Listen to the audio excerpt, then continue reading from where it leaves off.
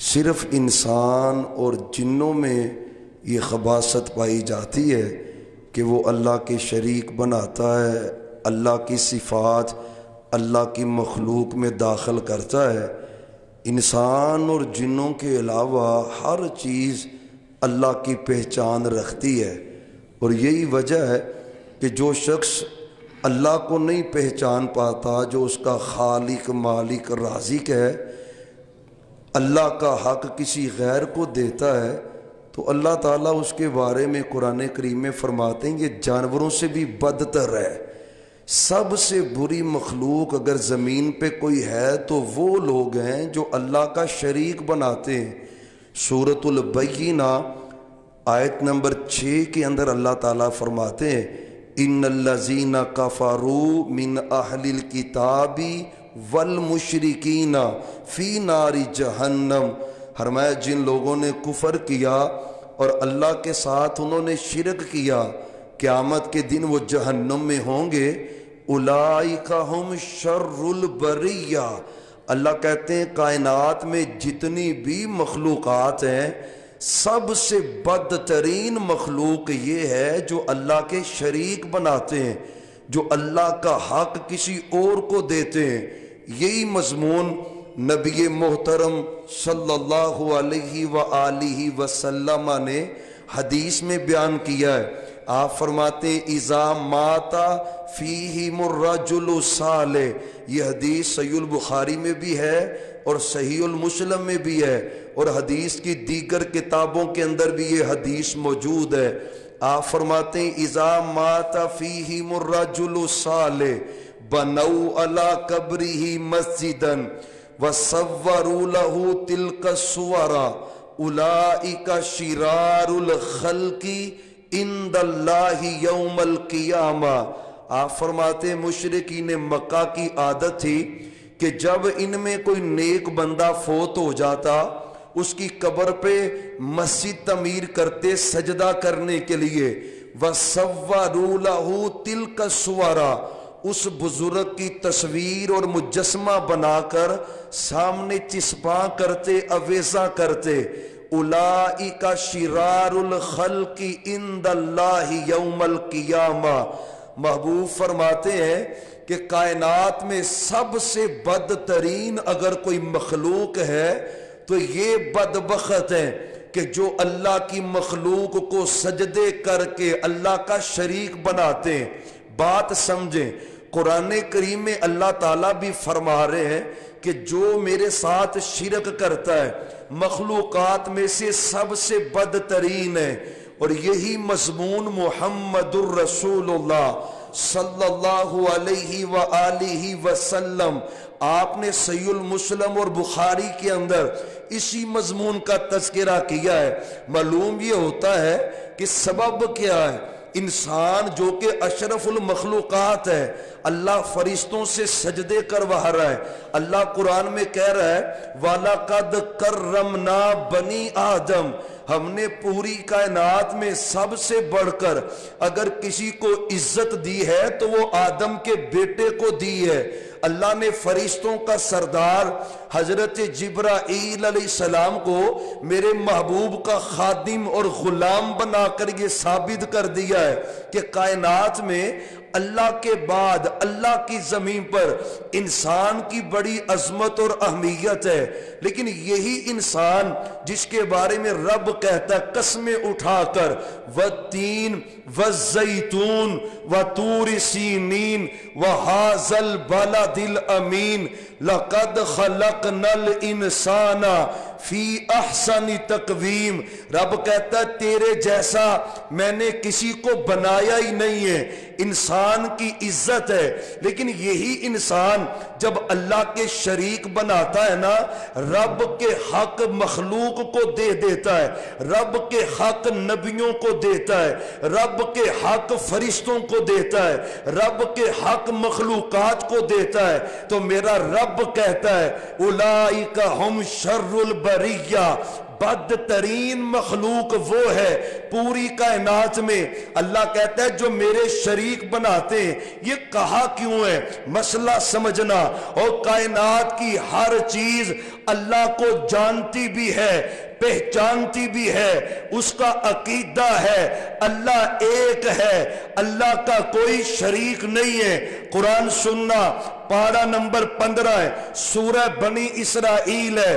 میرا رب کہتا ہے وَإِن مِّن شَيْءٍ إِلَّا يُسَبِّحُ بِحَمْدِهِ وَلَكِن لَّا تَفْقَهُونَ تَسْبِيحَهُمْ۔ رب کہتا ہے کائنات کی کوئی چیز ایسی نہیں ہے جو اللہ کی تسبیح بیان نہ کرتی ہو، جو سبحان اللہ نہ پڑھتی ہو۔ نہیں سمجھے؟ میرا رب کہتا ہے تمہیں سمجھ نہیں نہ آتی، چڑیاں چہچہاتی ہیں، مخلوقات بولتی ہیں، اللہ کی قسم میرا رب کہتا ہے وہ میری تسبیح بیان کرتی ہیں۔ یسبح للہ ما فی السماوات و ما فی الارض۔ رب کہتا ہے میری تسبیح بیان کرے ہر وہ چیز جو آسمانوں میں، ہر وہ چیز جو زمین میں، ہر ایک ہی اللہ کی تسبیح بیان کرے۔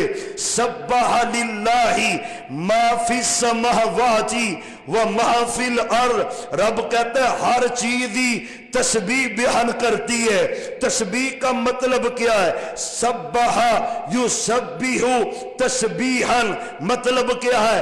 اللہ تو پاک ہے، تیرا کوئی شریک نہیں ہے۔ ہر مخلوق کہہ رہی ہے اللہ تو پاک ہے، تیرا کوئی شریک نہیں ہے۔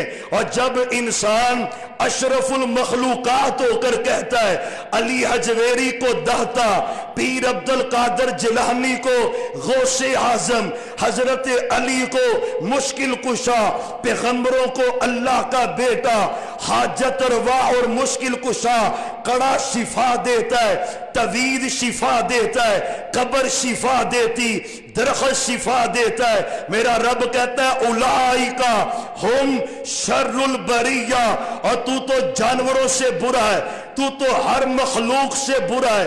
ہر مخلوق کو پتا ہے میرا اللہ ہے وہ ایک ہے، اس کا کوئی شریک نہیں ہے۔ اور سنو میں حدیثیں سناؤں تمہیں مسئلہ سمجھ آئے۔ ہر مخلوق اللہ کو پہچانتی ہے، اللہ کو جانتی ہے، اللہ وحدہ لا شریک ہے۔ ہر مخلوق کا عقیدہ ہے مرہ نبی من الانبیاء، صحیح البخاری کی حدیث ہے، آپ فرماتے ہیں نبیوں میں سے ایک نبی سفر کر رہے تھے، تھکاوٹ محسوس ہوئی، درخت کے سائے کے نیچے لیٹ گئے، آرام کیا، قریب سے ایک کیڑی آئی، چونٹی آئی، اس نے نبی کے بدن پہ کاٹا۔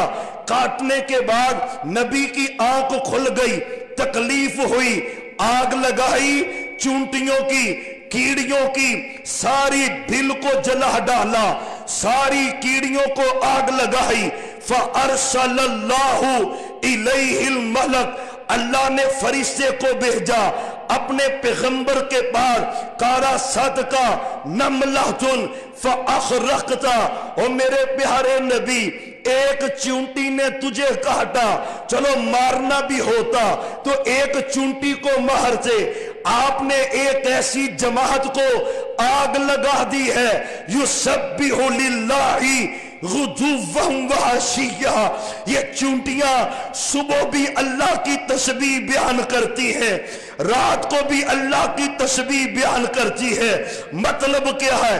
چونٹی کہتی ہے اللہ تو پاک ہے، تو اولاد سے پاک ہے، تو شریکے سے پاک ہے، تیرا کوئی شریک کوئی نہیں، اور یہ تو جاندار ہے اور مخلوقات میں سب سے چھوٹی مخلوق ہے۔ میں بے جان کی بات سناؤں، صحیح البخاری کی حدیث ہے، صحابہ کہتے ہیں وَلَقَدْ كُنَّا نَسْمَعُ تَسْبِيحَ الطَّعَامِ وَهُوَ يُؤْكَلُ، محبوب کا زمانہ اقدس ہے، ہم آپ کے پاس بیٹھے ہوئے دسترخوان پر، دسترخوان لگا ہوا، صحابی کہتا میں نے لقمہ اٹھایا کھانے کے لیے، پروردگار کی قسم ہے مشرک سے بڑا بھی کوئی پلید ہے، مشرک سے بڑا بھی کوئی گندا ہے، مشرک سے بڑا بھی کوئی غلیظ ہے، مشرک سے بڑا بھی کوئی بدبخت ہے، مشرک سے بڑا بھی کوئی زمین پر اللہ کا نافرمان ہے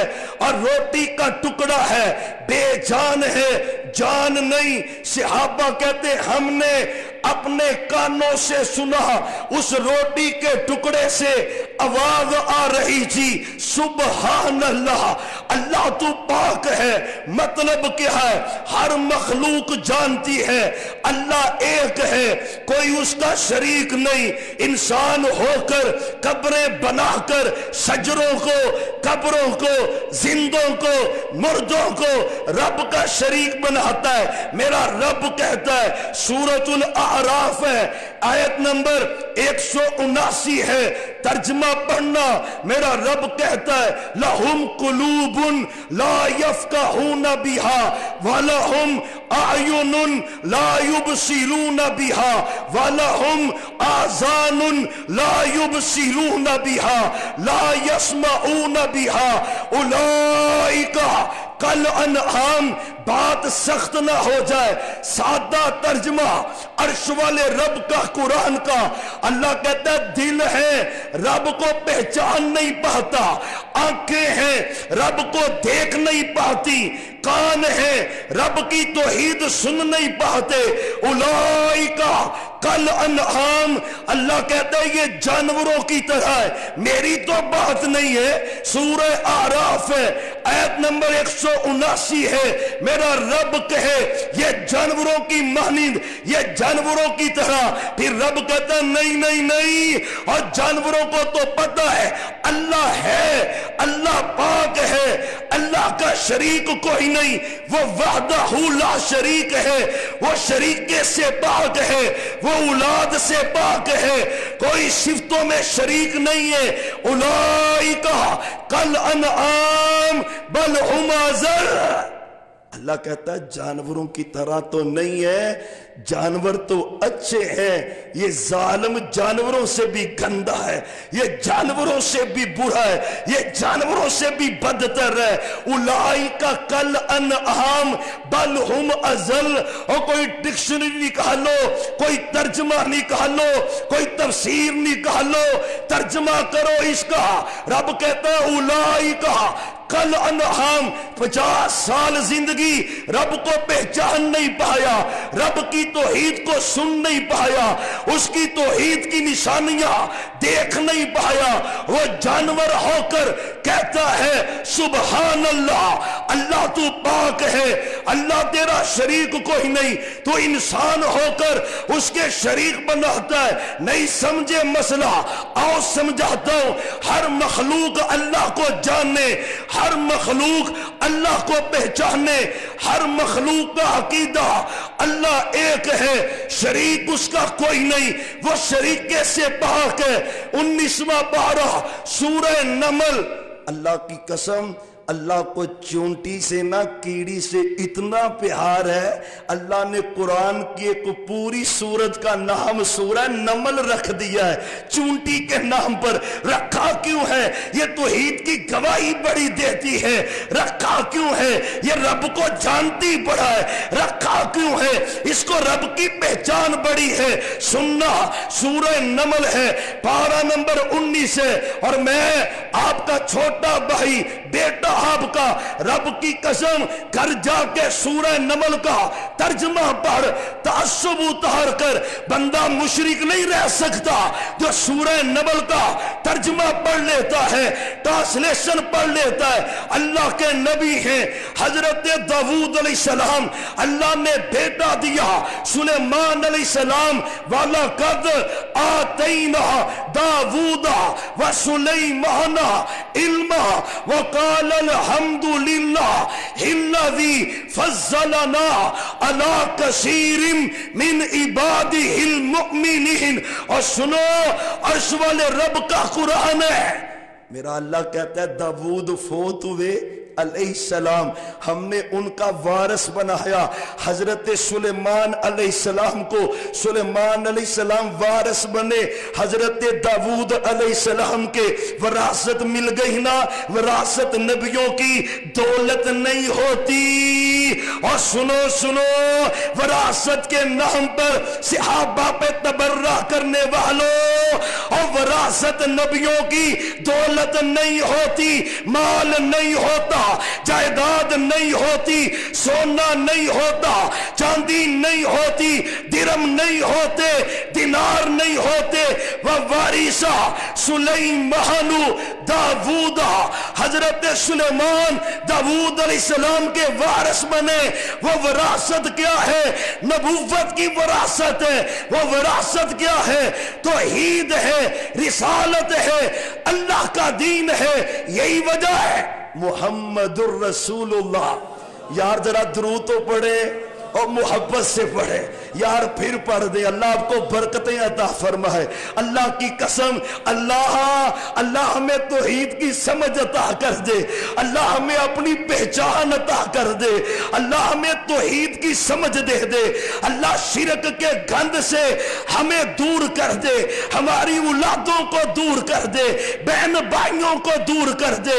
اور سنو، حضرت محمد الرسول اللہ صلی اللہ علیہ وسلم آپ فرماتے ہیں صحابہ ہم نبیوں کی جماعت ہیں، ہم کسی کے بھی وارث نہیں بنتے اور کوئی ہمارا وارث نہیں بنتا. ہم جو چھوڑتے ہیں وہ صدقہ ہوتا ہے، نہیں کوئی وارث بنتا اس کا.